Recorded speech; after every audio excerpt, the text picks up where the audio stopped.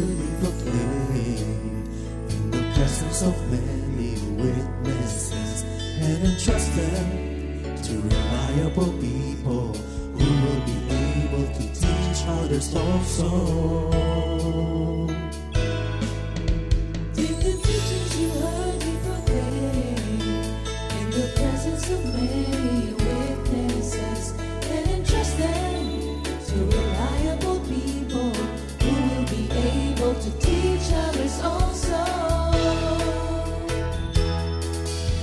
Take the teachings you heard me proclaim in the presence of many witnesses, and entrust them to reliable people who will be able to teach others also. Take the teachings you heard me proclaim in the presence of many witnesses, and entrust them to reliable people who will be able to teach others also. 2 Timothy 2:2. Hallelujah, 2 Timothy 2:2. Praise the Lord. 2 Timothy 2:2. You and me, let us proclaim the gospel. 2 Timothy 2:2.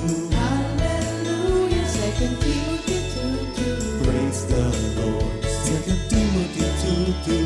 You and me, Let us proclaim the gospel of Jesus Christ.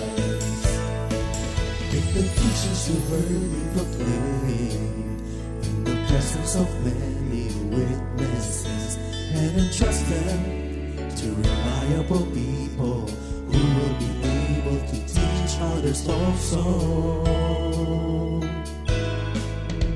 take the teachings you heard me proclaim in the presence of many witnesses, and entrust them to reliable people who will be able to teach others also. 2 Timothy 2:2. Hallelujah, 2 Timothy 2:2. Praise the Lord. 2 Timothy 2:2. You and me, let us proclaim the gospel. 2 Timothy 2:2. Hallelujah. 2 Timothy 2:2. Praise the Lord. 2 Timothy 2:2. You and me, Let us proclaim the gospel of Jesus Christ. The harvest is plenty, but the workers are few. As for me and my house, we will serve the Lord. We will serve the Lord.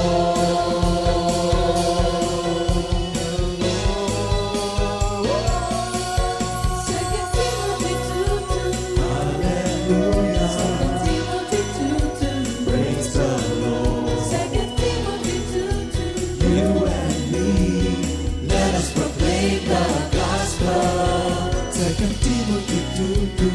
Hallelujah. 2 Timothy 2:2. Praise the Lord. 2 Timothy 2:2. You and me, Let us proclaim the gospel of Jesus Christ. 2 Timothy 2:2. Hallelujah. 2 Timothy 2:2. Praise the Lord. 2 Timothy 2:2. You and me, let us proclaim the gospel. 2 Timothy 2:2. Hallelujah. 2 Timothy 2:2. Praise the Lord. 2 Timothy 2:2. You and me, let us proclaim, live up His name, delighting the Lord for His goodness. Let us proclaim, live up His name, delighting the Lord for His goodness. Let us proclaim, live up His name, delighting the Lord for His goodness. And He's God.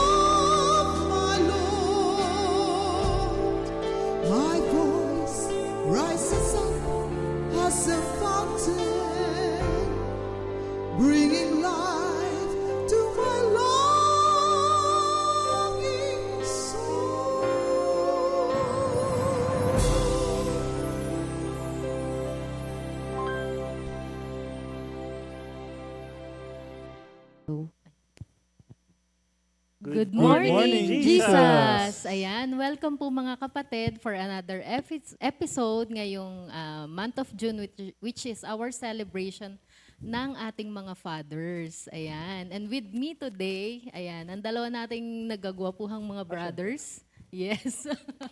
Oo naman.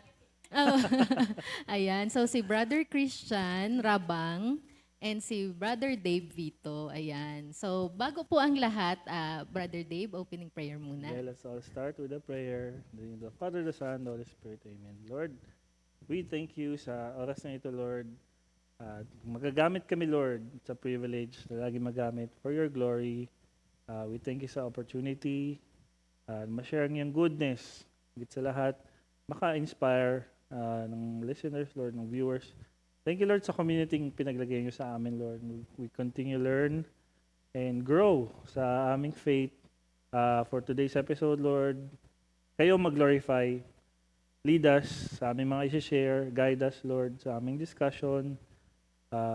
And always, ang lahat ng aming sasabihin ay para sa iyong glory. In Jesus' name, Amen. Ayan. So una sa lahat, Happy Father's Day no? Oh, Happy Sa inyong Father's Day dalawa. sa lahat din. Oo. Ayan. So thank you Lord. So kagaya ng mga natin, no, unang mga interview, syempre magpakilala muna kayo. So sino nga ba si Brother Dave? Sino si Brother Christian? Okay, sino una? Si Brother Christian na lang. Yung hindi nila masyadong kilala. Good morning, Lord. So ako po si Brother Christian Rabang. Brother husband po ni Sister Clarice Rabang na pamangkin or apo pala ni Sister Aning. So ayun, meron po akong dalawang anak, isang 7 years old and isang 3 years old po. Parehong boys. Parehong boys. Ay, thank you Lord. Sige, Brother Dave. Hello, mga kapatid. Good morning and Happy Father's Day sa lahat. Buong month na to, we celebrate fathers. Si Brother Dave Vito from Makati West, CSM Core, and wife ko po si Sister Rav Vito. Anak po namin si Flashlight. Flashlight ang tawag kasi mata. So 5 years old, turning 6, si Natalia. Yon. Thank you, Lord. Thank you, Lord. So, ayan. Siguro unang question, no? Parang getting to know muna. Ayan. Sino nga ba si Brother Dave, si Brother Christian as a father? Pero bago yon, sino muna kayo bago kayo naging tatay? Ano yung background nyo ba? Sino Siguro si Brother Dave na muna. Ayun. Before tatay, kilala naman ako as active member ng CSM. Start din talaga ako sa children, Comfy Children, then, ayan, regular member ng hindi pa CSM noon eh. So, tapos nung tinawag na maging core member, doon talaga nagbago lahat. Then, ayun, thank you Lord, like I said, sa community natin. As before naging tatay, ako yung maraming issues. Kumbaga, Issues sa... maraming galing sa din kami, 'di ba? Yung aking father, di naman lingid sa lahat na sumakabilang bahay. Pero all good naman ang situation. Pero yun nga, looking back where we are right now, thank you Lord sa lahat ng experience. Lahat ng na-experience, hurt man or forgiveness, joy, it leads to lahat ng learning kung parang prepare pala ako for fatherhood. Ayun, yun yung Dave before father. So, kumbaga, yung day before is yung ma-issue. And maraming baggages, parang ganon. Thank you, Lord. Si Brother Christian naman, sino si Brother Christian bago siya naging daddy? Ako naman, kasi recently lang ako naging part ng Comfy. So, and then galing sa pamilya na saradong Roman Catholic. So, 28 years. Tapos after nun, dinala ni sister wife dito. Yun, nakilala si Lord. And siguro before nun, siguro yung pala desisyon lang sa sarili. So, wala akong pakialam sa ginagawa ng mga magulang ko, ng mga ate ko, mga kapatid ko. Kung anong gusto ko, yun lang gagawin ko. So, kung ano yung ayaw ko. Yun ako nung bago ako maging father. Hindi ka nila napo-persuade. Basta kung ano yung gusto mo, yun lang. But shortly lang, nung niyaya ka dito ni Sister Klang, hindi ka naman nagdalawang isip na maging part ng Comfy? Siguro hindi. Kasi ang sinabi niya lang sa akin nun, parang sa Sunday, magsisimba tayo. So, syempre, sarado katoliko, simba. Okay, sige, simba, sama. Pero, yun, iba palang simba. So, ganito pala. Na may mga kantahan, praise and worship. Unlike nung before na more on upo, kinig sa pare, ganun lang yung So, dito merong interaction sa mga co-fellowship. So, kumbaga, na-welcome mo naman yung ganitong setup ng Comfy. Apa. Ayun, thank you, Lord. So, naman, bago natin tanungin na sino kayo ngayon as a dad, siyempre, instrumental sa pagiging tatay nyo ay ang inyong mga wife. Ayan. Gusto ko lang sanang malaman kung pwede nyo makwento. Dumating ba yung moment na nakita nyo sila, di ba, as girlfriend, na ay siya ang magiging nanay ng future na anak ko? Merong gano'n kayong moment with your wife ngayon? Sinong naka-experience ng gano'n? Na-experience mo yan, Brother Dave? Siguro, may ganong moment. Hindi about sa anak, pero parang yung akin, syempre, nung bata tayo, single, work ng work, no? Talagang gusto mo, hindi din tayo lumaki as yung talagang well-off. Gusto mo talagang ma-achieve lahat. So, you're finding someone na aligned dun sa gusto mong ma-achieve. So, nung nililigawan ako ni Sister Rav, Wow.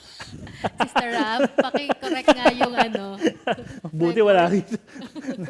nung nagde-dating kami, siyempre, nakikilala mo isa't isa. We have the same goals, we have the same plans na, ayan, magkaroon ng family, magkaroon ng, hindi lang mag-work, mag-business, mga ganong, kumbaga, ma-achieve lahat ito, parang ganon. So, kumbaga, part na rin doon yung pagkakaroon ng anak at ng family someday. So, yun yung realization ko na, ito na yung hinahanap kong girl na sasabay doon sa hindi masasabay.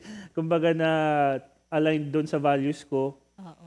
Na kaya yun yung moment na sinasabi ko na na-realize ko na siya na Oo. ikaw na nga. Kumbaga, nakita mo yung future with her. Yes. Yun. Kinonfirm sa'yo. Yes. Thank you, Lord. Ikaw naman, Brother Christian, anong love story niya ni Sister Klang? Yung sa akin, akala ko ako yung una nag-approach. Pero may time na parang nagkaayaan sa bahay nila. And then Saan ba kayo nagkakilala? sa Sa work? work. Ah. Team lead niya ako. Oh, Tapos ayun, nagkaayaan sa bahay nila, ayun, inuman nung time na yon. And then nung pa-uwi, kinuwento niya lang to sa akin na parang nag-text daw siya sa akin. And then pinagtapat niya na yun nga, gusto niya daw ako. ba talaga? Nung nag-text, pagtatapat na, ganon? Ako. Parang sinabi niya sa akin na yun nga. Pero hindi siya nag-sink in sa akin. Nung nililigawan ko na siya, doon niya lang sinabi na, alam mo bang nung gantong time, sinabi ko na sa'yo na ganto-ganto. And At then, hindi mo yun naalala. naalala. Grabe ka. Tapos, nung time na nagsabi ako sa kanya, sinabi niya na yun na din daw yung time na magle-let go na siya. So, parang ginawa ni Lord is, ginising ako. Tapos, Oo, kung hindi ka pala nag-act at that time, wala na. Parang Oo. ganon si Sister Klang. wala si Sister Klang. Tapos, yun, nag-ano pa nga ako kay Lord na, sabi ko, Lord, gusto ko kung siya na. Kasi, ilang taon na rin ako, 28 na rin ako nung that time. Sabi ko, kung sagutin ako neto, siya na habang buhay, siya na yung magbubuo ng sa family namin. So, yun nga, tuloy-tuloy na hanggang sa, yan, may 2 anak na kami ngayon. So parang ano no, ang smooth lang nung Oo. naging takbo ng relationship nyo na towards sa pagkakaroon na ng pamilya. Yes po. Oo. So kumbaga, nung time na ginising ka ni Lord para i-pursue si Sister Klang, alam mo na doon na siya magli-lead sa pagkakaroon niyo ng pamilya. Yes po. Ayan. So ngayon naman, ang situation ngayon is ikaw meron ka ng 6 years old na baby girl. Ikaw meron ka ng 2 boys, isang Isang 7 at three. isang 3 years old. 3 years old. Bata pa rin pala, no? Ayan. So, sino naman kayo as daddies? Anong masasabi nyo sa pagiging, sa fatherhood nyo? Sino kayo sa mga anak nyo? How are you as a dad? Siguro, ako naman isa. As a father, sobrang, parang halo-halo eh. Kasi may time na sobrang gusto ko ibibigay lahat. May time na, nako, kontrolin natin, wag ibibigay lahat. Parang we're still in the process of learning. Pero ako talaga, gusto ko na-check lagi si Natalia, like, lalo na nasa work kami. Naku, maririndi na si Sister Rav sa akin. Like, na-check mo na ba? Tulog na ba si Natalia? Like, lagi naman siya natutulog by 10 p.m. or 9 p.m. Ba't mo pa sinecheck? Parang hindi ako mapakali na, kamusta siya? Na-check mo na yung status? Nakainom ba siya ng, nakapag-toothbrush ba? Or parang, one time tinanong, Hands-on dad. hands-on.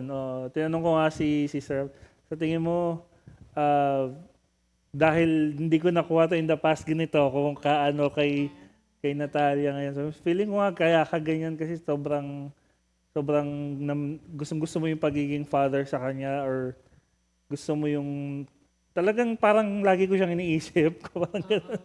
Which is parang minsan nagigilty ako na mas napaprioritize ko siya over Sister Rav, which is dapat si Sister Rav fight muna. So may mga times na nagigilty ako, pero yun, as to sum it up, yun yung as a father, gusto ko napoprovide ko yung needs, lalo na yung basic needs, hindi lang finances, hindi lang material, pati yung time and yung emotion or yung lahat ng need niya, all aspects. Oo. So, parang mainly as a provider and also as, kumbaga, a nurturer. Kasi yung gusto mo laging round the clock, alam mo na nasa mabuting kalagayan si Natalia. Ayun. And it explains yung sinasabi mo kanina na ganito ako before ako naging dad. So, kaya ka ganun ka loving kay Natalia kasi yun yung parang hinahanap mo before. Ayun. Thank you, Lord. Si Brother Christian naman. Yung sa akin, magkaiba eh. Kasi pre-pandemic, sa office kami ni Sister Wife eh. Pareho kami ng shift. So, graveyard shift. So, parang kilala lang kami ng anak namin, ni Kael, kapag nandun kami. Pero kapag wala kami, lolo't lola yung kilala niya. So, yun yung parang pagkukulang namin that time. Kasi uuwi kami, parang magpapakita lang kami ng mga few hours, 2-3 hours, mga ganun. Tapos sleep na. Paggising, mga ilang minuto, maghahanda na din, papasok. So, bitin na bitin yung time namin and weekend, doon lang namin siya nakakasama.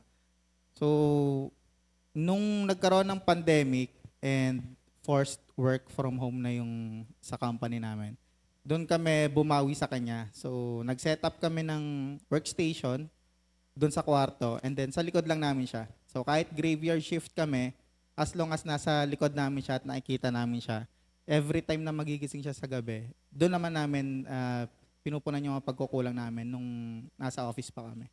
And then dito sa pangalawa, since nangyari siya is 2022 or lumabas siya 2022, yan naman, kung ano naman yung mga hindi namin nagawa dun sa panganay, minimake sure namin na full-time kami yung nag-aalaga sa kanya. So, gusto namin magkaiba naman, pero at the same time, yung approach ngayon, balance dun sa dalawa. parang mas alam mo na ngayon. Ah, Oo, parang ganun yung mga panganay, no? Parang try. Tayo. Sorry na po. Sorry. Pero ano, no, yung nabanggit mo, yun talaga yung isa sa mga heartbreaks ng mga tatay, no? Lalo na kapag sila ang breadwinner.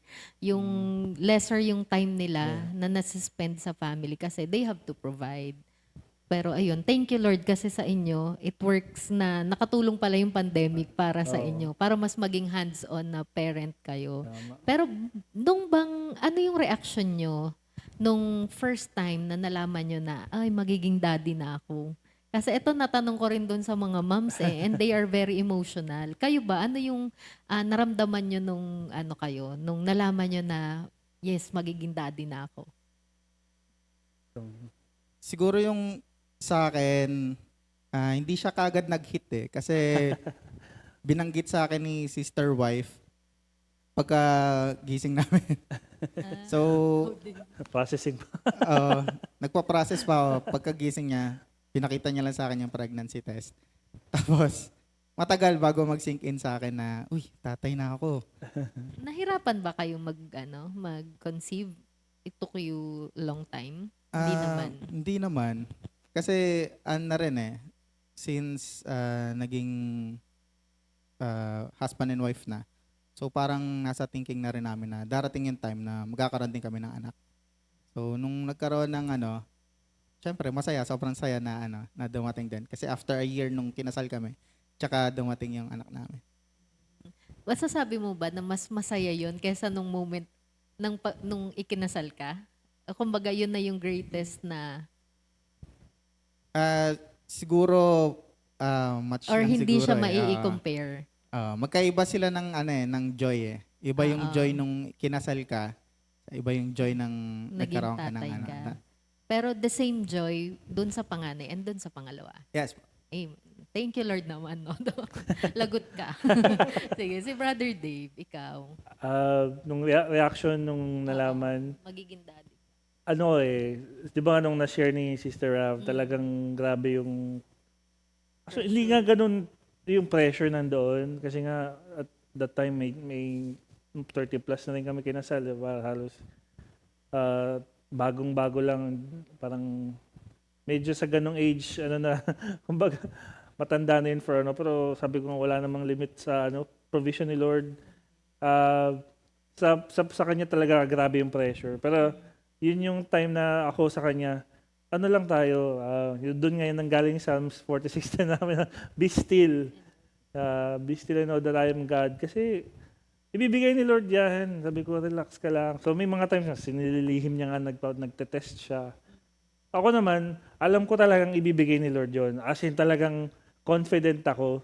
It's just a matter of when and kung anong gagawin mo while waiting. Kaya nung dumating, hindi talaga same yung, like yung gulat na gulat. Surprise. Like sabi ko sa'yo eh. Parang ganun lang. Parang Like, confirmation sabi ko instead of iyak ka pa surprise. yan eh.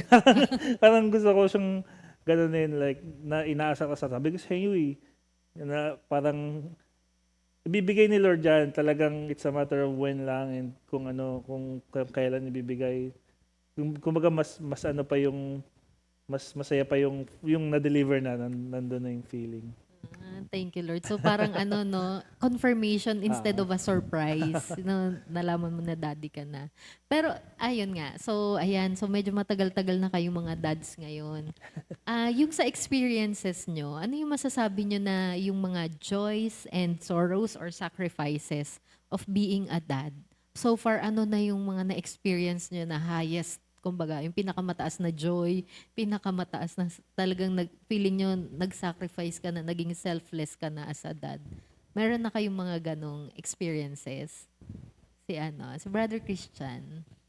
Siguro sa akin yung joy, every time na si panganay, si Kael, umuuwi siya na may mga magandang balita galing sa school. So, yun yung joy namin ni Sister Klang kasi hindi naman kami full-time parents na hands-on doon sa pag-aaral niya. Pero si Lord, binigyan siya ng wisdom para makasabay doon sa kung ano yung tinuturo. And yun, true enough, nung passed grade 1 and grade 2. Kasama naman siya sa mga honors. So yun yung mga joys namin sa kanya. Doon naman sa pangalawa, yung mga biglaang moment lang na magagawa niya na hindi mo akalain na magagawa ng isang 3 or 2 years old. Lalo yung, kasi every night, hindi kami nagpapalampas doon kay Chris Mar na magdasal ng Our Father. Bigla na lang nung 2 years old siya, yung mga end ng word, nauuna siya sa amin.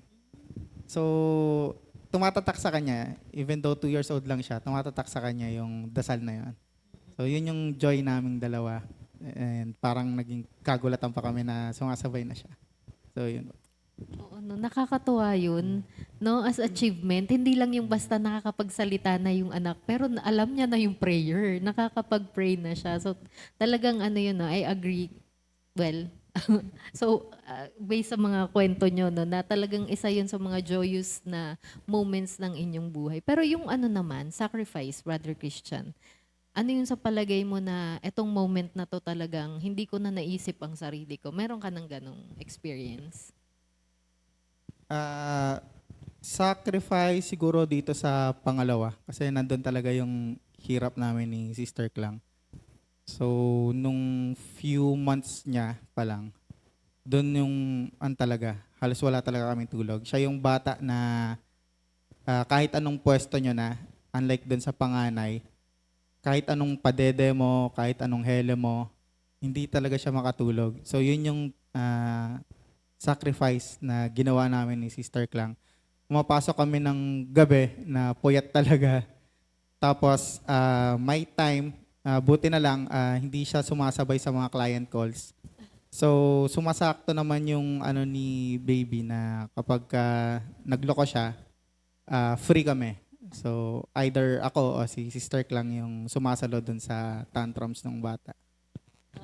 Grabe yun, no? At least yung bata marunong, marunong tumiming. Grabe. Sige, ikaw, Brother Dave, ano yung joys and sacrifices mo as a dad? Same naman yung sa joys, lalo na yung lalo na kapag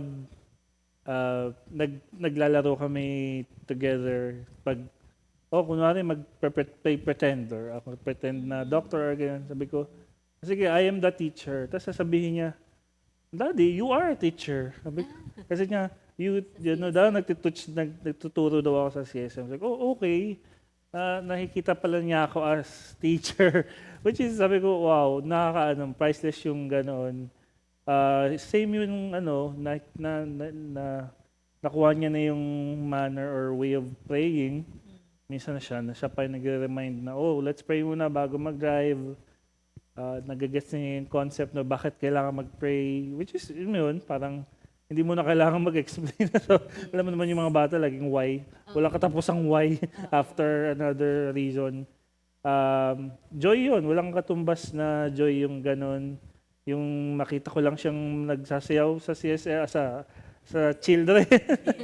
CSM na agad? Advanced.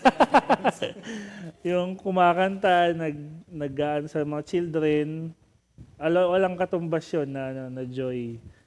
Sa sacrifice naman, siguro talagang at this point, parehas din kami, night shift din kasi ako. So, pag I make it a point na sabi ni Sister Rav na makapunta sa mga school events, which is laging umaga. So, may mga times na talagang hindi ka naman makakapag-leave, may mga times sa planned, may mga minsan hindi. So, talagang yung puyat, nandun. Tapos, dati, mga below 20s ka, kahit 2 hours tulog mo, go yun, walang problema.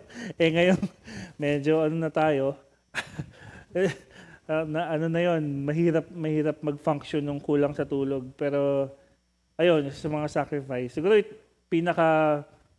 so far, ito yung pinakamalaking sacrifice ko is yung kumuha kami yung nagbumukod kami, kumuha kami ng sariling kondo. Kasi, financially, kumbaga, kaya pero walang breathing room. Para sa amin, kaya na ba? Very tight. Very tight. Like, bawal magkasakit, which is nagkasakit kahapon, no? Kumbaga parang ganon, which is may risk, pero sa Christian kasi talaga kung ano leading sa'yo ni Lord. Sabi ni Lord, ito yung gusto ko, ito yung doing the right thing.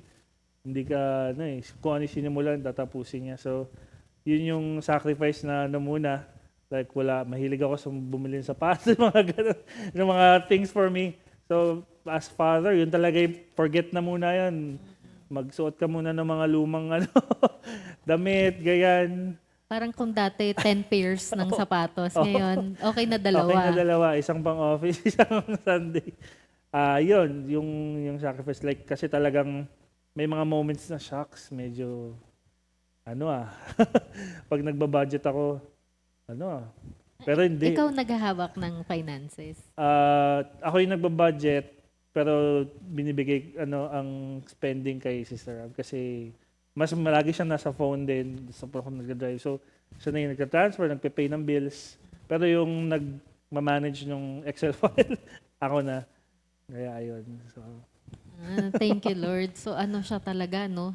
Hindi simple. hindi. Hindi siya simple na meron lang kayong anak tapos titingnan mo lang lalaki na siya. Hindi siya gano'n. Talagang hard work at saka marami kang kailangang skill na ngayon mo lang matututunan talaga. And naman, siguro more on your experiences pa as a father. Kamusta kayo sa pagdidisiplina sa mga anak nyo? Anong klaseng disiplina ang ini-apply nyo? Pareho lang ba para sa dalawang boys? O magkaiba sila? Iba ba kasi babae yung anak mo? Siguro si Brother Christian muna. Sa akin siguro iba-iba eh. Depende sa sitwasyon eh. May time kasi na lalo graveyard. So may time na pagod ka na. And then biglang may magagawa yung anak mo. So yung kung paano mo siya disiplinahin, minsan harsh na eh. Pero may time naman na sasabihan mo lang siya na huwag mo lang gantuin yung kapatid mo, lalo kayo lang naman magkapatid, ikaw yung kuya. Pagsabihan mo lang siya, huwag mo sigawan, ganun Nagkakapisikalan ba? May Kasi parehong boys eh. Boys. May time na nagkakapisikalan. Pero may time na yung bunso, yung namimisikal. So lumalaban yung matanda kapag nasasobrahan na.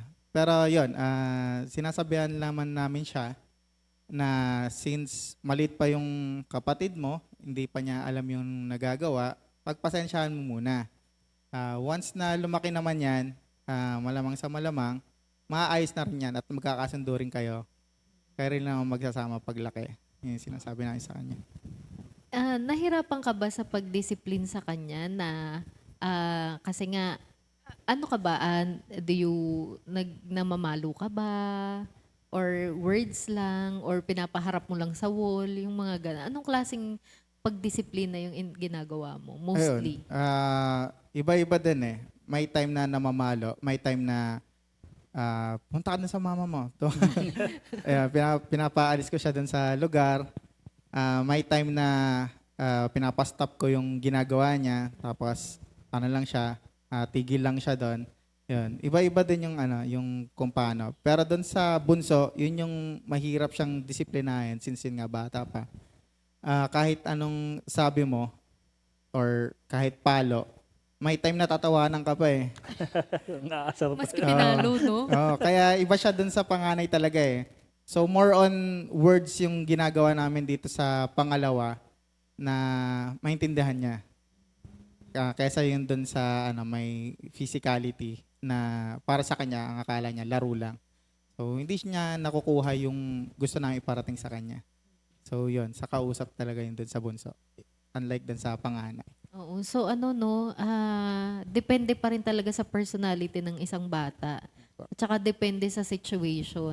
And lang din, no, talaga naman kasi nakalagay naman sa Proverbs na dapat i-discipline mo talaga yung bata. Kasi kapag hindi mo dinidisiplina, parang dun ka pa nagiging careless, 'di ba? Na hindi ka nagki-care sa anak mo na kung ano man yung paglaki niya na hindi mo naiisip. Unlike yung ganyan na bata pa lang, so meron ng intervention, meron ng pagko-correct.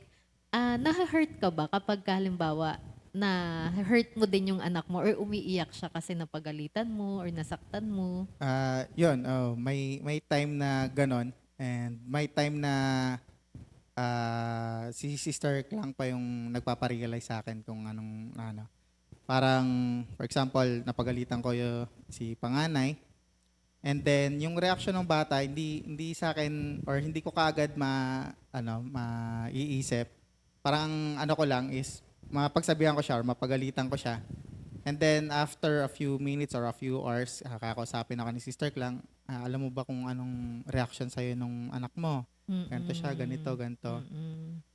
So next time, pigilan mo yung sarili mo kasi lumalaki na rin yung anak mo.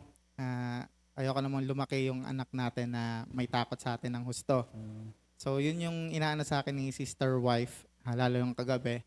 And then may pinasa din siyang na kapag napagalitan mo yung anak mo, make sure na you make time na kalingain siya. Hug mo siya or kausapin mo ng masinsinan tungkol dun sa nangyari. Kasi yun nga, iba na rin ngayon unlike before na kapag ka pinalo ka, titino ka Ngayon, kailangan mo talagang ipaliwanag. Iba na ang isip ng mga bata ngayon. So, kailangan may mga paliwanag talaga doon sa mga nangyayari. So parang pagkatapos mong pagalitan si Kael, papagalitan ka ni Sister Clang. Parang may may Ayun. session din kay Oo. Mrs.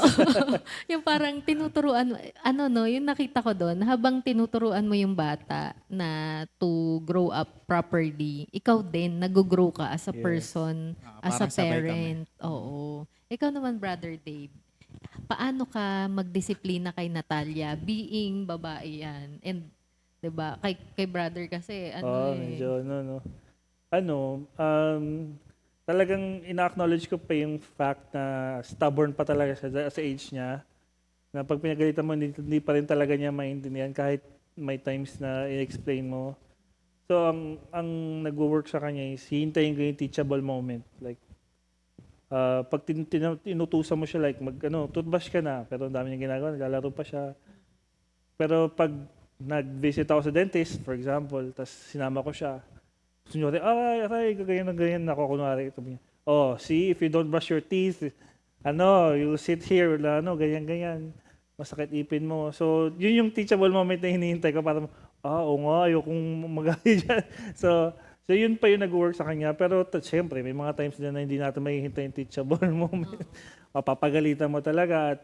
Pero, I make it a point na may limit and na-explain ko yung kung bakit.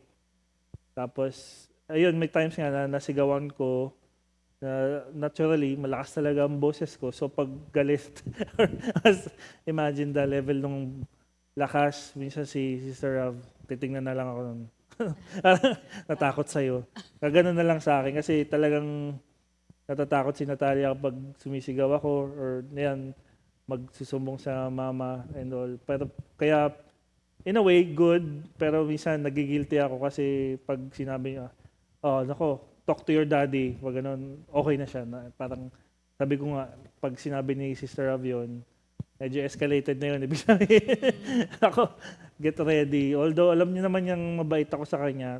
May mga times din na alam niyang balis akong tumupi sa kanya. Kasi nga, we're still learning. Talagang may mga times na gusto ko i-provide lahat. May mga times na hindi ko kontrolin lahat. Talagang we're still navigating and learning through this process. Sabi ko nga, magsi 6 years pa lang. Medyo malayo-layo pa.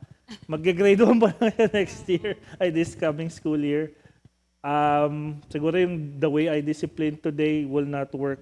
So, susunod na taon, tulad nung kay Brother Christian. So, sa ngayon, ganon, hinihintay ko yung right moment na nakikinig siya. Kasi pag stubborn, wala, hindi lalabas yung sabi or i-reject niya yung teaching mo. Yun yung so far na nag-work sa amin.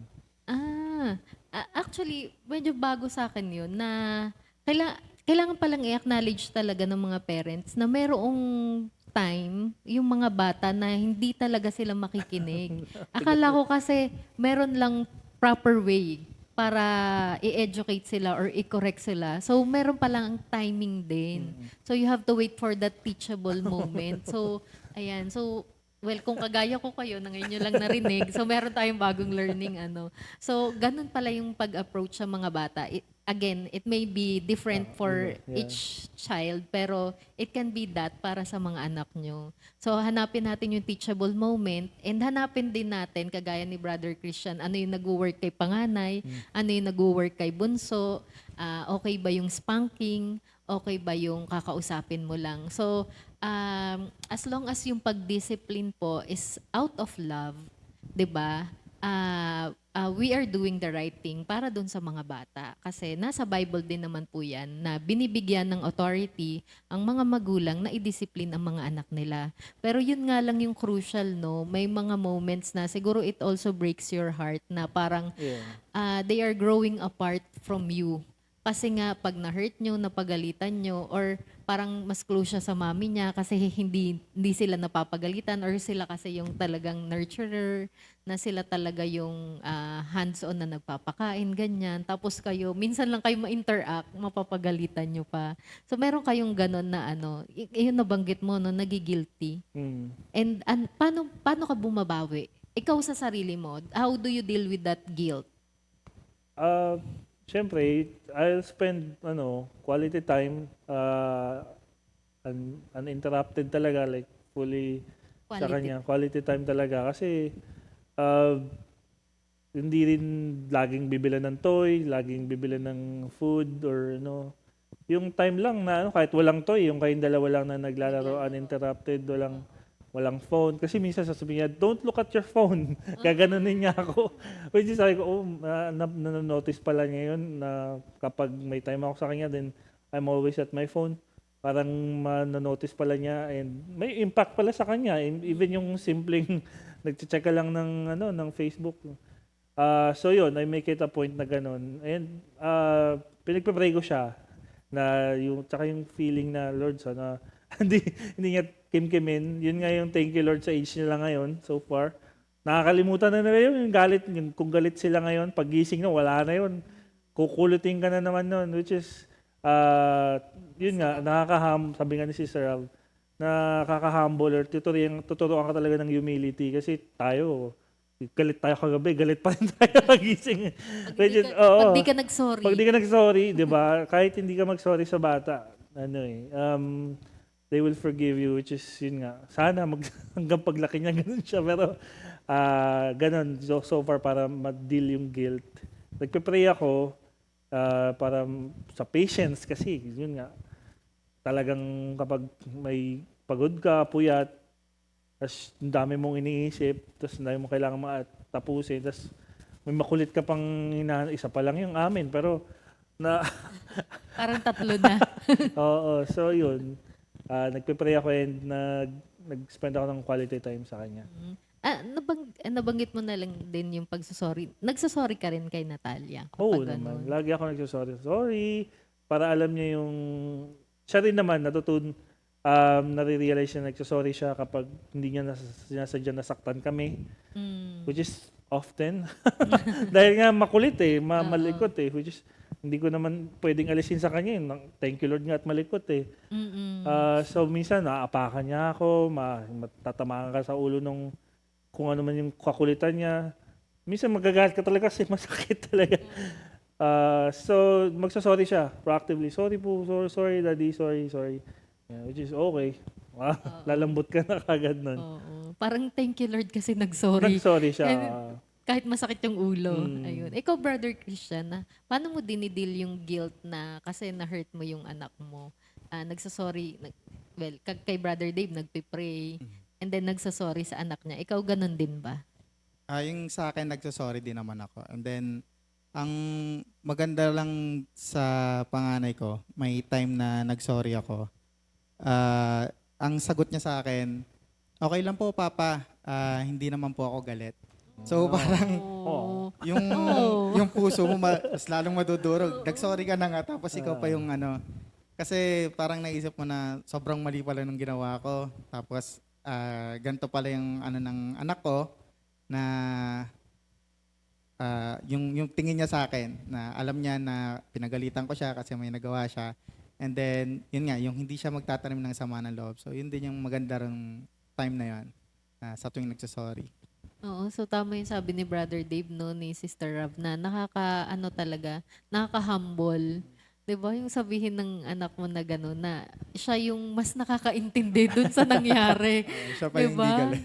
Oo, so thank you Lord. And masasabi nyo ba na yung way of your pagdidisiplina sa mga anak nyo, sino yung naka-influence sa inyo? Is it something na nakita nyo sa parents nyo? Is it something na nakita nyo sa isang taong nilulook up nyo or na-influence ng community? How did you get to discipline your child like that? And how are you able to show them yung love na yun?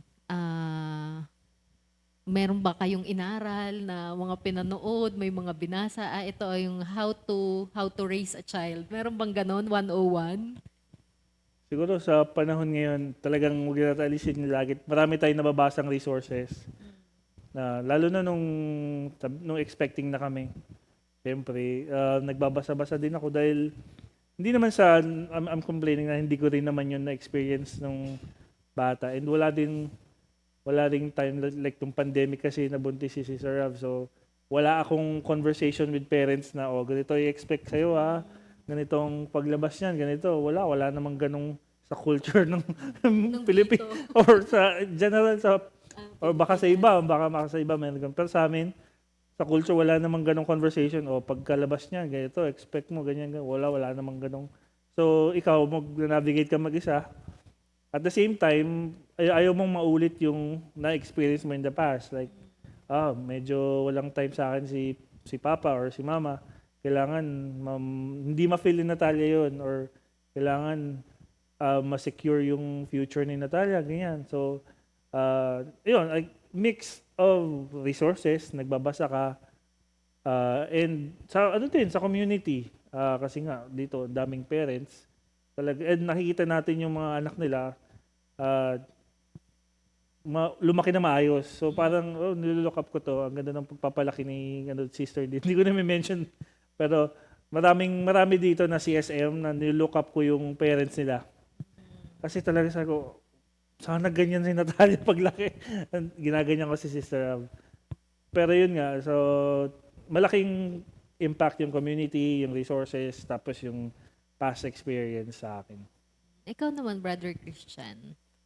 Yung sa amin, mixed from experiences namin nung bata pa kami. Experiences sa family ko, experiences ni Sister Klang sa family niya.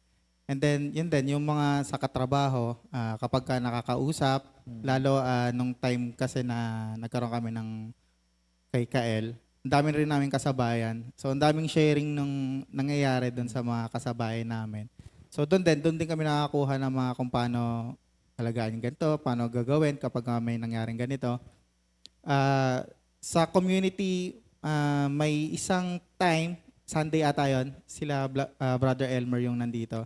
Ganon din yung shinare ni Brother Elmer. Yung sa kanya kasi, di ba, adolescent, teenager, tsaka toddler yung sa kanya. So parang mas naka-ano sa akin yun, naka-influence din sa akin yung approach na hindi porket anak mo yan, pareho ng approach lahat. So iba-iba.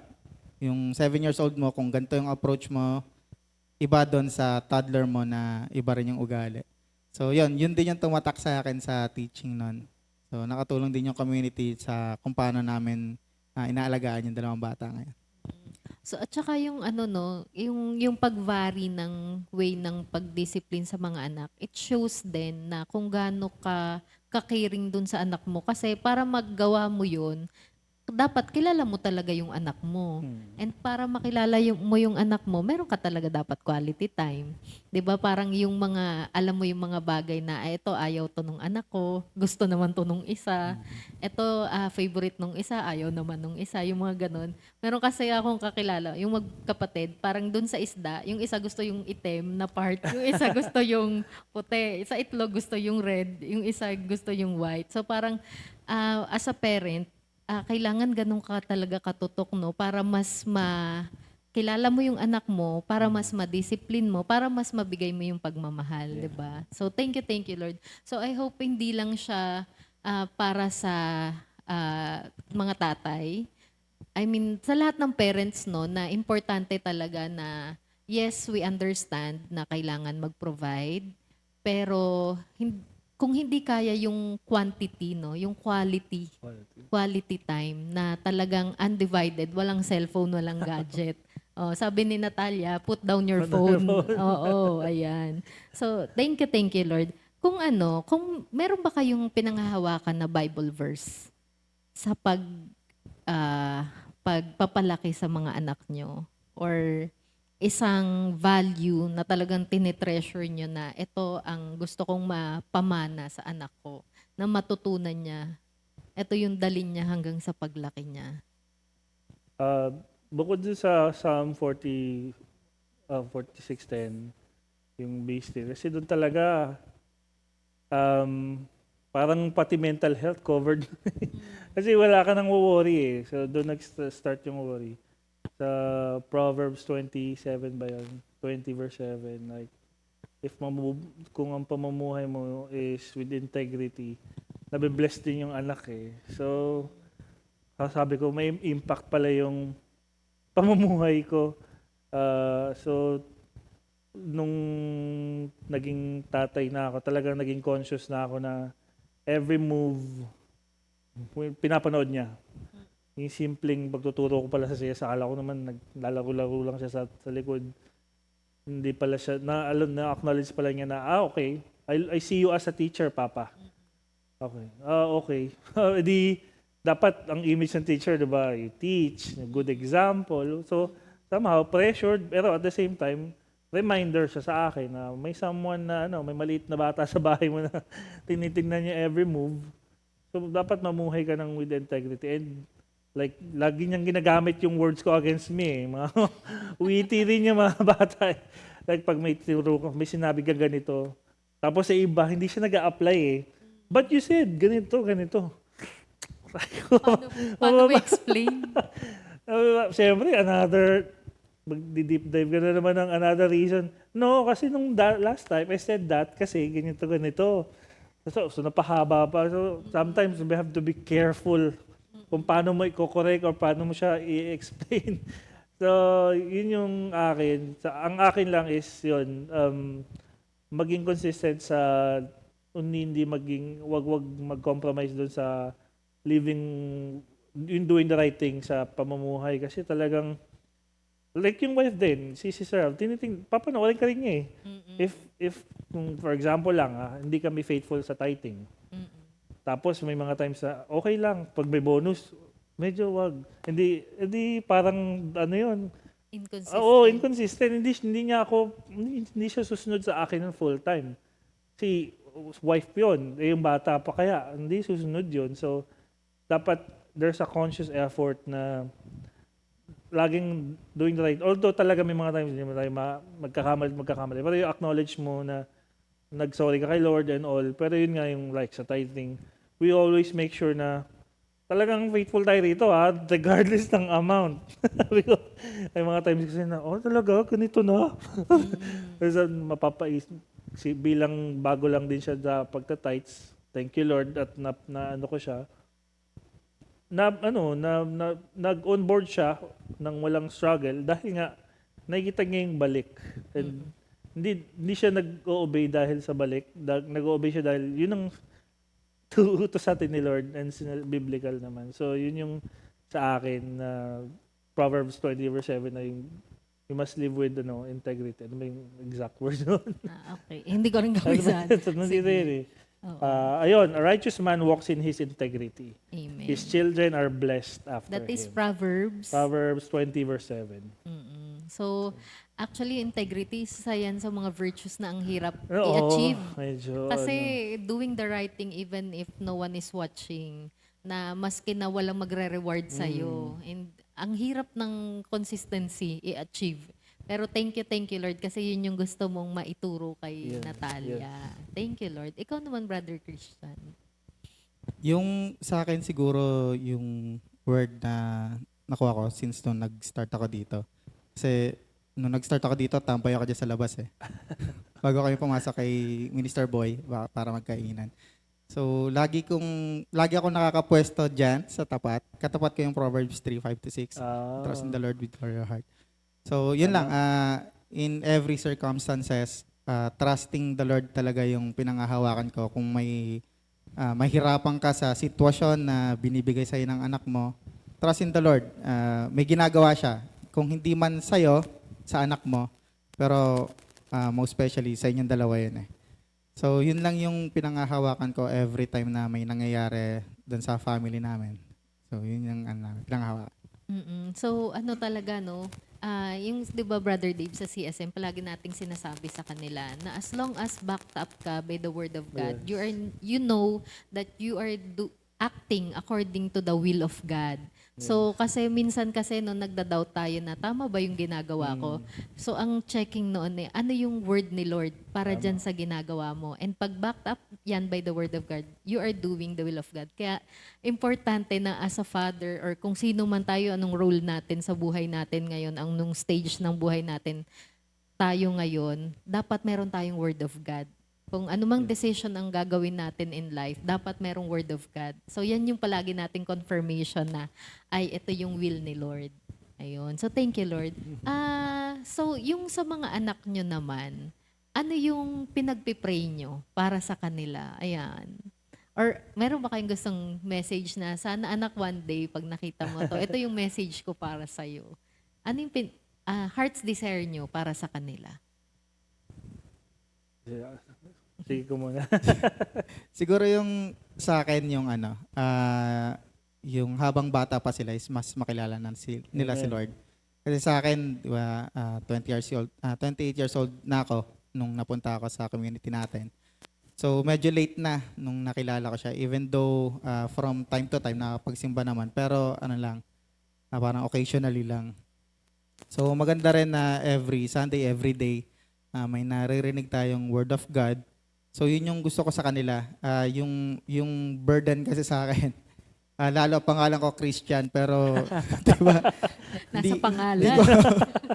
Hindi ko kaagad na may pakita sa kanila na Christian ako, follower ako ni God, ni Jesus. So dapat ganito ka paglaki mo. Hindi ko siya maibigay eh. So yun lang yung ko dun sa dalawang anak ko na as early as now, makilala na nila si Lord para from the day na maabot nila yung edad ko, probably marami na rin silang mahikayat na magbasa and makilala pa si Lord. Amen. Thank you, Lord. So, ang lumaki sila ng may pananampalataya. Amen. Thank you, Lord. Napakaganda. Of course. Yeah. Ikaw naman, Brother Dave.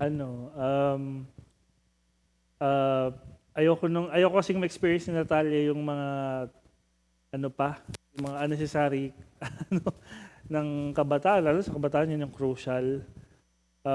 So gusto ko, ang pinagpe-pray ko talaga, heart desire ko is ma-realize niya or malaman niya na yung identity niya is kay Christ eh. Kasi if hindi niya alam yon, hindi established sa kanya or rooted sa kanya yon, the world will let her know kung sino siya. And it's not, hindi aligned sa ni Lord. So, kung yung identity niya is, if she found it na sa image ni Christ, wala na akong ikaka-worry kahit sino pa mambuli sa kanya, sino pang manakit sa kanya, emotionally, hindi siya babagsak basta-basta kasi alam niyang hindi yun yung value niya, alam niya na identity niya is in Christ, confident siya sa lahat. And yun, lalo na yung may word of God. Yun yung pinaka kasi kung tulad natin noon, hindi tayo nakikinig, hindi pa tayo napakinig. Siyempre, payo ng barkada yung una natin. Or payo ng adult. Hindi naman natin alam kung yung adult na yun is kay Lord, di ba? Doon kasi, makinig ka sa matatanda, yun yung turo eh. So, hindi mo natin alam kung, ang akin is, kung meron siyang knowledge sa Word of God and alam niyang i-apply yun sa buhay. Sobrang confident ako na hindi ako mag-worry na ako nasa na kaya yung anak ko or nasa na kaya yung lalo sa babae pa naman ako talaga yun ang worry ko sa babae na gusto ko lagi nandyan ako pero hindi naman lagi nandyan. So yung identity niya kay Christ, Tapos knowledge sa Word of God and yung ma-apply niya. Yun yung talagang pag alam kong nagagawa niya yun, sobrang kung hindi ma-accomplish, talagang thank you Lord talaga. Kasi ako, hindi ko talaga kayang gawin yun without the help of the Lord talaga. So yun yung aking heart's desire for her. So thank you Lord, no? Parang ang narinig ko sa inyong dalawa talaga, talagang pinopoint nyo sila towards God. Yeah. Yes. So, nakakatuwa that Natalia and Kael and Mark, sorry? Chris Mar po. Chris Mar, di ba, is blessed with a father like you, kayong dalawa, na talagang ang tinuturo nyo sa kanila is dito kayo, ito ang identity nyo. So, do you agree na ang spiritual life or ang spiritual journey should be led by the father? Yeah, ako, I agree. It is your role na bilang isang ama. Kasama yun sa responsibility nyo na ipakilala, ipaunawa at matutunan nila yung pananampalataya. Ayun, siguro, yeah, I agree na bilang head of the family, it's important na tayo, equip tayo ng Word of God. Although talagang may mga times na, we're down, nandiyan yung support ng wife. Pero tayo bilang head, we should be responsible and strong. Kasi doon mo huhugutin yung lakas mo, hindi lang physically, mentally, sa battle eh. Kumbaga, marami kang i-worry, marami kang iisipin sa future, sa help ni Lord, and if you're equipped talaga ng Word of God, parang mas madaling, hindi siya easy, I'm not saying it's easy, pero it's doable and may tulong ni Lord, may support, kumbaga. Kaya important na spiritually, at saka equipped talaga yung head of the family. Kasi decision making lang eh. Yung mga like si Sister Rav, sinasabi ko, minsan kasi may magkaiba kami ng decision. May How do you resolve? So, sasabihin ko sa akin, ito kasi yung leading sa akin ni Lord. Ito yung pinagpe-pray ko. So if you will trust me on this one. So many times na it turns okay naman. Kasi kung hindi, and many times may mga decisions na ako yung nag-decide na okay, good, parang maganda yung naging sabi ko, kasi pinapauna, bilang hindi naman siya lumaki sa ganitong gawain, pinapaunawa ko sa kanya na to trust me. Or kung hindi fully, trust the Lord na i-equip niya ako sa tamang decision. And yun, so far naman, nag-work out. Amen. Thank you, Lord. Ikaw, Brother Christian, do you agree? Agree naman ako, lalo kapag kayong bata is, yun nga, uma-attend sa kids. So may time na yung tinuturo sa kanila, pag uwi ng bahay, i-confirm sa'yo. Oh. So kung hindi mo siya alam, parang sasabihin ng bata, hindi naman ganito yung sinabi ni Papa. Bakit ko paniniwalaan si teacher? Ang hirap, Oh. So kailangan align ka rin eh. So kung wala kang knowledge or hindi ka equipped nga doon sa Bible, kung hindi ka nagbabasa, wala rin eh. Bali wala rin yung pag-aaral nila eh. Kahit ilang araw mo siya or ilang linggo mo siya pa-attend dyan sa children na tinuturuan sila, kung hindi ka mag-a-agree doon sa itinuturo doon, since ikaw yung tatay or ikaw yung magulang, ikaw yung susundin. So, mas mabuti talaga na pati si father and si mother is aligned doon sa ni Christ.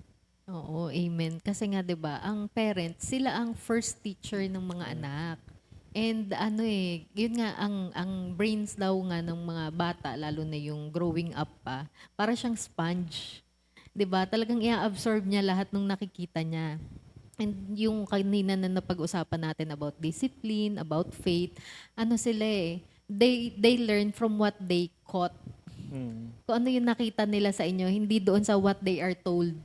'Di ba kasi parang ang daming alam naman natin yung mga bata, no? Yung don't do this, don't do that, pero yung don't nawawala. So anong nangyayari, do this, do that. Kaya nagiging sila makulit, minsan ang hirap i-discipline. So talaga siya, no? Yes, it is responsibility of the father, pero andun din naman yung responsibility din siya nung mga moms.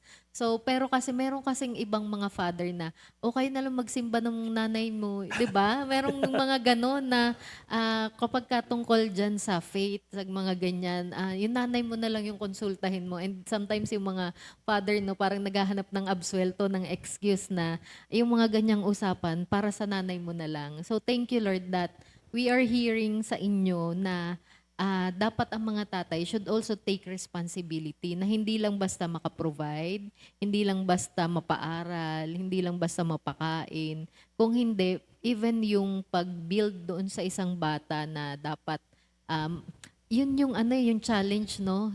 Na to be a better person. Yeah. Hindi dahil para gusto mo sa sarili mo, pero dahil alam mo na merong nanonood sa'yo. And 'di ba, yung parang I want to be a better person so that my child can be a better person when he grows up. So sabi nga 'di ba, train up a child the way they should go para pagtanda They will nila, remember it all their life. yes, they will not depart from it. So thank you Lord para 'di ba, napakalinaw and I hope sana no yung ibang mga fathers if meron silang mga challenges na gano'n na meron kasing mga absentee dads, 'di ba? Na parang ang hirap, meron silang difficulty connecting with their children kasi nga lumaki, nawala sila. Pero sabi nyo nga, no, basta yung trust mo na kay Lord, backed up ka by the Word of God, ina-acknowledge mo yung responsibility mo, and hindi lang basta quality time, basta merong quantity time, kahit 'di ba lalo na yung mga OFW na parang sa isang taon, isang buwan lang kasama yung mga anak, pero binibigyan pa rin tayo ng chance, ng opportunity ni Lord eh. And thank you Lord na rin nga sa technology, no? 'Di ba na Noon wala, no? Oo, noon lumaki yung Wala bata, talaga, hindi wala kilala eh. yung tatay. Ngayon kahit papaano alam yung itsura. Although merong awkwardness, pero at least iba na kumpara dati. So tama rin yung mga na-share nyo kanina na talagang nag-e-evolve. So hindi kagaya nung tayo, mga bata tayo. Parang hindi ko maalala nag-sorry sa akin yung parents ko. Kayo ba? 'Di ba? Parang walang ganun, no? Baka, No, parang ganun. Oo. Pero yon, so based nga po sa na-share nila, kasi ang nakikita ng mga bata paano tayo, how we live our lives. So if hindi ka magsosorry sa anak mo, lalo na alam mo na nagkamali ka, how would you expect them to say sorry din pagka sila yung may nagawang pagkakamali? And ayun nga palagi nating naririnig na pinaka-best example talaga pinaka-best way to raise up a child yung by example. Yes. Or it is the only example nga pala. It is the only way daw. Hindi yun yung best. Kung hindi, That's the only way. oo, only. Yun. So thank you Lord, thank you Jesus. Meron ba kayong mai-advise sa mga father na kung meron kayong may sinasabi sa inyo si Lord ngayon na pwede kayong i-advise sa particular situation sa isang father, or just your experience na ito talaga pinanghawakan ko, ito talaga masasabi ko na solid to, kung ano yung kinakaharap nyo ngayon as a father, kapag ito yung pinanghawakan nyo, hindi kayo magkakamali. Ikaw, sinong gusto Yeah, ako. Brother Dave, sige. I mean, magsi 6 years old pa lang si Natalia, so I bet hindi yung experience ko with giving advice mo yung mga mas matatanda pang fathers na nanonood, pero I'm confident about saying na dalhin natin yung mga anak kay Lord. So yun nga, may mga times na magtatakbuhan lang yan sa church. Ba't pa natin dadalhin? Pero hindi. Talagang kahit nakikita mong hindi nakikinig, meron silang natututunan, and lumalaki sila na ganun yung culture na every Sunday where maaga, hindi yung Sunday ito muna bago church, or Sunday ito muna magtigising ng tanghali, or gusto ko yung nangyayari na pag Saturday night, tulog ng maaga, pagising, church tayo, basta church. So, Yun yung masasabi kong advice siguro sa mga daddy na ano na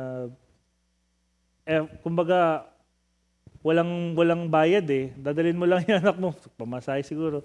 Dadalhin mo lang yung anak mo sa church, wag lang makakamiss na makaten, wag mong pigilan sa pag-attend. Kung CSM na, i-encourage mo, suportahan.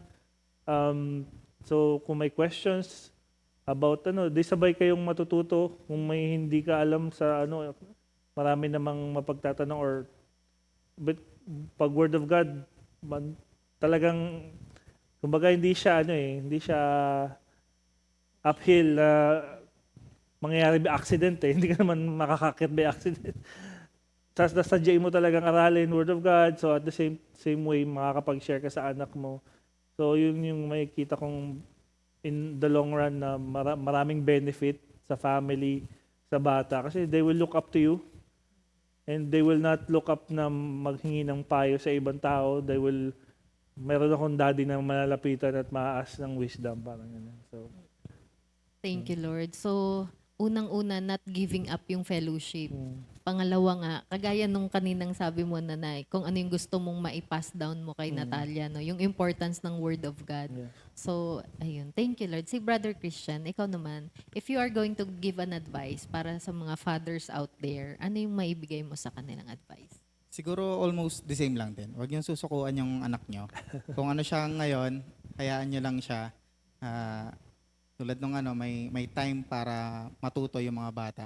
Magugulat ka na lang, mas marami pang alam yung anak mo kaysa sa kung anong alam mo. So, take time. Hayaan nyo silang lumaki. Make sure na si Lord is nandun sa paglaki. At syempre, bukod kay Lord, kayo, kahit few hours or days lang yung makakasama or makakalaro, make time na magagawa nyo ng paraan para makalaro sila. Kasi magugulat na lang kayo, yung few hours na nabibigay nyo, sobrang precious pala sa kanila. Amen. So maaalala nila yon na nangyari yon or nagawa nyo na kung gaano kasaya sila that time. So, yun lang yung mapapayo ko sa mga tatay. Amen. Thank you, Lord. So parang bukod doon sa pananampalataya, naandun yung quality time and nandoon din yung parang ang napulot ko doon is let them be a child.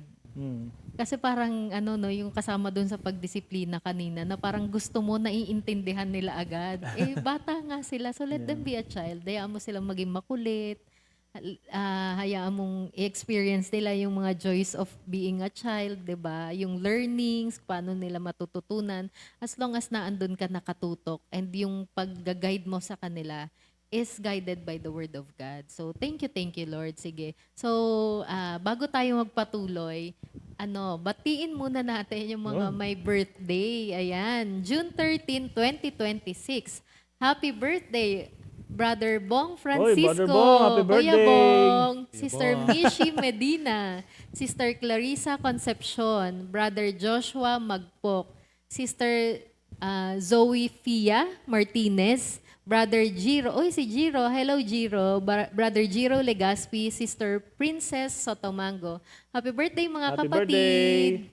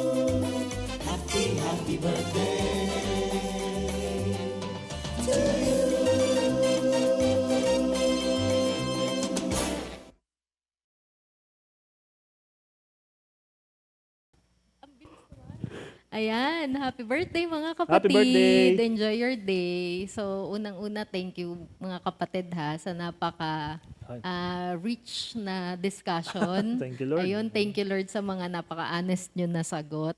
And siguro ako naman, share ko lang nun sa Ephesians 6, siguro isa sa advice na mabibigay natin sa mga fathers. Ephesians 6 verse 4. Fathers, do not exasperate your children. Instead, bring them up in the training and instruction of the Lord. So, andyan, no? Ito yung parang, ito yung common na nagiging problema, lalo na kapag ka-teenager na. No? Which is medyo malayo pa sa Malayo inyo. Pero as na-experience natin, di ba? Na parang may time na, bakit ba ako pinapagalitan? Lahat ng ginagawa ko mali. Na parang instead of gusto mong, ang gusto lang naman ng parent syempre yung mapabuti yung anak. Pero parang ang dating sa atin is kontrabida sila sa buhay natin. Which brings me to the question na, yung role nyo ba sa mga anak nyo, if andun na sila sa point na yun, would you consider becoming their best friend or their barkada? Na para, kasi syempre pagka teenager na, parang yun yung time na nagkakaintindihan na kayo, 'di ba? Marami na silang alam, marami na silang gusto, marami silang gustong matutunan na marami ka na rin pwedeng maging input lalo sa kanya. So, would you consider na palakihin yung anak mo na pagka ganito na siya, gusto ko ako yung best friend niya, gusto ko ako yung unang nakakaalam ng mga bagay-bagay. So, palagay niyo. Siguro sa akin, mas gusto ko na, lalo mga lalaki yon, anong lalaki, as much as possible, sasarilinin lang nila yung yung mga nagaganap sa kanilang buhay So, siguro kung lalaki sila, mas maganda na, yun nga, close kami, pero syempre may boundary pa rin.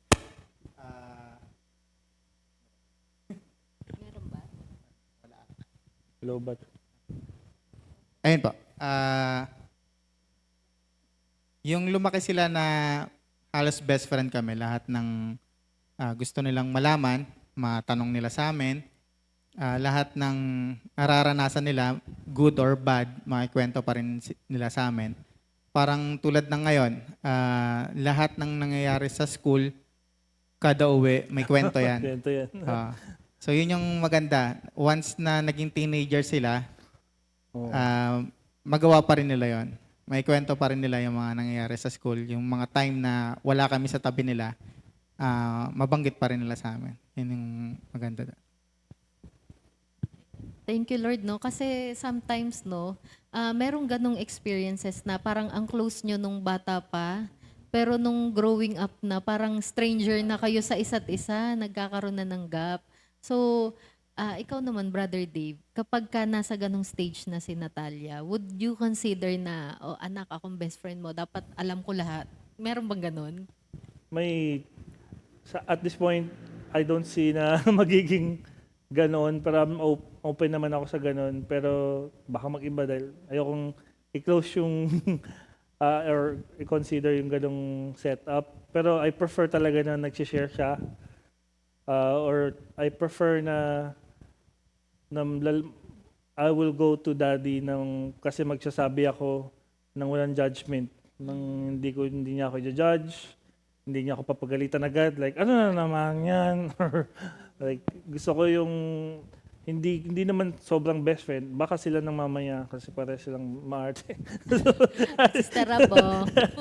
Baka sila. Pero yun nga, dahil siguro kasi babae, but I still want Natalia na lalapit sa akin, Open.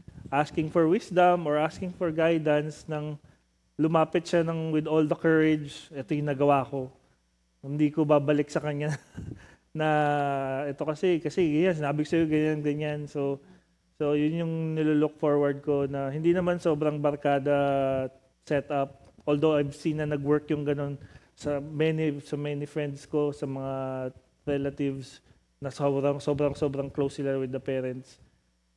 Kaya open din ako sa ganoon. Pero yun, I really prefer na makalapit si Natalia sa akin, asking for guidance, asking o mag-sorry or kahit mag-share lang kahit di niya kailangan ng inputs ko. Gusto ko lang lalapit siya just for sharing, makapag-vent out nung pinagdadaanan niya. Kasi ang hirap nung kaya nangyari sa anak ko, ba't kaya ganito yung kilos nun? Ay baka tagal yun na namumuhay sa isang bahay, hindi pa rin kayo magkakilala pala. Kasi nga hindi siya nag-share. Kasi nga, so that's something na I have to work on myself na i-control at i-discipline. Na the moment na they start sharing yung mga bagay na ganun, yung reaction ko is Control. medyo controlled. And yun, alam mo yun, na parang with love pa rin, with compassion, na Christ-like, kumbaga. Hindi yung, ano naman ginawa mo. Sabi ko na, Nauuna yung judgment. Oo, nauna yung judgment. Kasi hindi naman sa na-experience natin na in the past yun, yung mga ganon. So, sometimes we are hesitant in sharing with our parents, di ba? So, pero we turned out okay naman. Pero sa bilang tayo na yung parents, gusto ko, yun na nga, ganun yung setup. Like, kung hindi man kami mag-end up as sobrang best friend, na nagsha-shopping together, although, thank you Lord at may pang-shopping tayo together. Yun nga, yung freely nakakapagsabi siya kasi walang katumbas yun. Like, nakaka-secure ng feeling kasi alam mong nagsasabi sa'yo ng totoo or nagsha-share sa'yo without hesitation yung bata. Yun. So thank you Lord. Kasi yung iba, no, parang ayaw nila to have yung ganong ka-close na relationship sa mga anak. Kasi nga daw, baka hindi na nila i-recognize yung authority ng father. So parang yun naman daw yung danger na parang siguro tinitake lightly yung teachings ng tatay kapag masyado na kayong friends. Pero of course, again, no, ang lagi nating sinasabi, dapat backed up by the Word of God. So whether i-deliver mo yan as authoritative, whether i-deliver mo yan na parang as friends lang kayo, as long as i-confide mo yan kay Lord, ang ibinibigay mong payo sa bata ay backed up by the Word of God, then alam natin na we are doing just right, diba? Kung ano yung nararapat and kung ano yung according sa will ni Lord. So, thank you Lord again. And siguro po, no, para sa small lang na words or parang wrapped up dun sa mga naging pinag-usapan natin. Number 1 is, very special ang role ng mga tatay. Yes. Yes. And very special and at kasabay noon, very challenging. So kagaya nung nasabi nila kanina, no, there are joys and sacrifices na talagang tuturuan ka na maging selfless. And naandun din yung ihahumble ka ng role mo as a father na hindi lang pala dahil ikaw yung tatay at under mo yung nanay at yung mga anak, ikaw din ang palaging tama. Na parang yung relationship with your child is also a give and take. Hindi lang yung ikaw ang give ng give. Kung hindi dapat, open ka din. You also give your vulnerability dun sa anak mo para din magkaroon kayo ng closeness. Kasi kung very tight ka na parang hindi ka malapitan ng anak mo, parang nagkakaroon ng indifference, nagkakaroon ng parang nagiging stranger na kayo. So, kahit na maliit pa yan, no, sabi nga ni Brother Christian, yung mga na nakikita nila, yung experience nila ngayon na joys, yung paglalaro nyo, yung pagkokorek, yung ganyan, na napaka-importanting moment pala yan in their life. And kahit tayo, no, we can testify na yung mga special moments na yun with our Father, no, talagang isa yun sa mga tinitreasure natin na mga memories. Yes. So, again, mga kapatid, no, thank you, Lord, sa pinagpapasalamat namin yung mga tatays. And we honor you. Thank you sa sacrifices nyo, lalo na sa pagpo-provide, lalo na sa pagbibigay ng guidance, at lalo higit sa pagdidisiplina sa mga anak. Pero again, yung caution sa atin ng Bible, no, na wag mong i-exasperate yung mga anak mo. That would lead you na parang magkaroon kayo ng conflict. So, dapat na andun pa rin na you discipline out of love.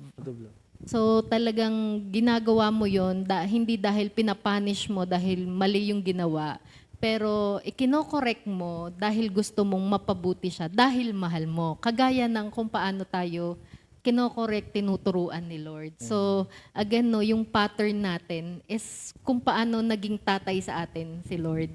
So, 'di ba, kung meron man tayong moments na kailangan natin ng guidance, na andyan din ang community, kagaya ng na-share nilang dalawa. So, ipagpipray din natin na yung lalapitan nating mga tao, and most especially, dapat meron kang personal relationship talaga kay Lord. Kasi sabi nga ni Brother Christian, pag kagaling sa Bible, sa children's ministry, tatanungin si Daddy. Kaya lang si Daddy hindi familiar kay Lord. So, 'di ba? Kaya dapat meron tayong conscious effort. Ayan, sabi ni Brother Dave, meron tayong conscious effort to be a better person. Hindi lang para sa sarili natin, pero dahil merong isang maliit na ina-absorb lahat ng ginagawa natin. And it is the best way, and the only way, actually, the only way that we can train up a child is being a good example sa kanila. So, you discipline by what they caught, kung ano yung nakukuha nila sa inyo, at hindi doon sa kung ano yung sinasabi mo na hindi naman nakikita sa practice nyo. So, ayan, binibigyan namin kayo ng honor and binibigyan namin kayo ng challenge na to be a better Christian para sa mga anak. So, timbangin kung ano yung pagpo-provide at saka yung pagbibigay ng love. So, iba-iba pa rin talaga ng love language kasi ang mga tao even yung mga bata or even yung mga tatay. So, importante na kilala nyo ang bawat isa. Kilala nyo ang bawat isang anak nyo. Don't play favorites. Siguro yan, no? Medyo hindi na discuss, pero don't play favorites kasi talagang it can break a child's heart kapag merong ganyang situation. So, palagi natin dapat fair tayo sa mga anak natin. And ayun, so correct with love. Kaya ayun, thank you Lord. Salamat again mga kapatid. Lord. And salamat po mga kapatid. And I hope marami tayong natutunan, marami tayong narinig, and hopefully na-encourage namin kayo, no, nabigyan namin kayo ng lessons na pwede nyo pang aralin and pagyamanin, no, sa roles nyo bilang parents, bilang mga tatay. Ayan. Thank you, Lord. Thank you, Lord. So, closing prayer na tayo. Amen. Thank you, Lord. Thank you, Jesus. Panginoon, salamat po sa nagdaang oras, Lord God, na nagkakwentuhan po kami, nag-share po sila ng mga experiences nila, ng mga thoughts nila, opinions nila. Thank you, Lord, for everything, Lord God. Lahat po ng ito, Lord, isino-surrender namin sa inyo. Kung ano man po yung hindi pa po namin alam, hindi pa po naiintindihan, Lord God, alam po namin na sa inyo lang po namin matatagpuan yung wisdom na yon. Kung ano po yung kailangan pang matutunan na skills, Lord God, sa pagpapalaki ng mga anak, sa pag-intindi sa mga anak, Lord God, alam namin na sa inyo lang din po kami makakalapit, Panginoon. And thank you, Lord, dahil alam namin hindi kami magkukulang, Panginoon. Salamat, Lord, sa mga tatay po namin na nagdala sa amin sa mundong ito. And thank you, Lord, na dahil din po sa example nyo, Lord, ikaw na aming Ama, Lord God, na we become better person, Panginoon. And we are trying our best to be like you, Panginoon, na nawa, Lord God, sa buhay namin ay magawa po namin na ikaw ang aming matularan, Lord God, and madala namin yung ibang tao towards you. Salamat, Lord, again sa aming pong mga tatay, and patuloy niyo pong i-bless ang bawat isa, Panginoon. Thank you, Lord. Thank you, Jesus. Hallelujah. Amen. Ayan. Good. God bless mga kapatid. See you Thank you, Lord. again. Thank you, Lord. 2 Timothy 2:2. Hallelujah.